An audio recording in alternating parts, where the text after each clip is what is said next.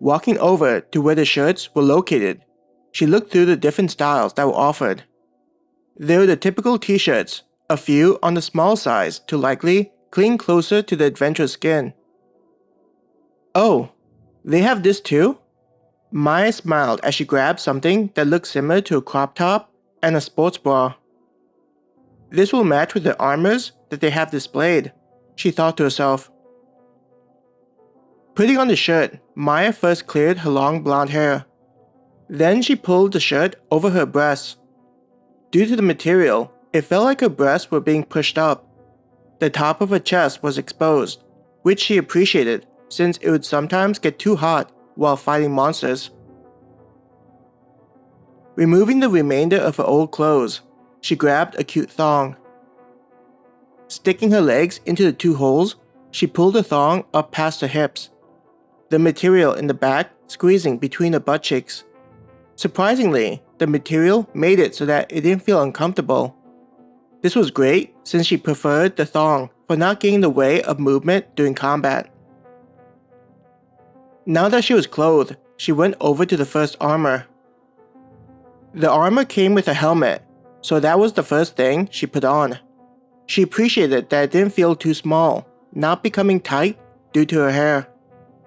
As she put it on, the sides protected all sides of her head.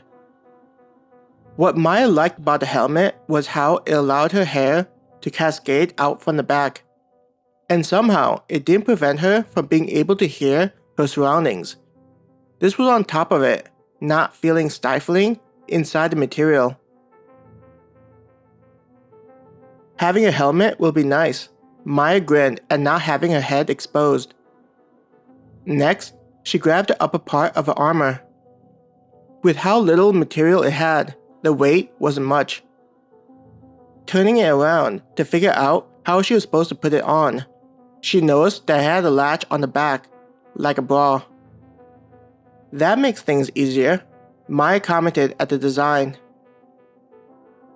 Just like a bra, she stuck her arms through the loops and then reached behind her to secure it. Though there wasn't much in terms of material, it did provide protection on areas like her lungs and heart. She also liked how it comfortably supported her breasts, though Maya did notice how it accentuated them. A smile formed when she imagined James enjoying the view. Being an adventurer, she had long ago learned to ignore the looks of men checking her out. It was reasonable since she had a well-proportioned body. But just because she would be ogled by others, she wasn't willing to compromise her performance in a fight. Grabbing the lower half of the armor and seeing that it wrapped around her waist like a typical skirt, she easily put it on.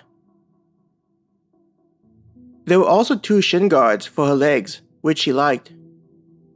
Within moments, Maya had put on the entire set of armor. The first thought was how she felt mobile in it.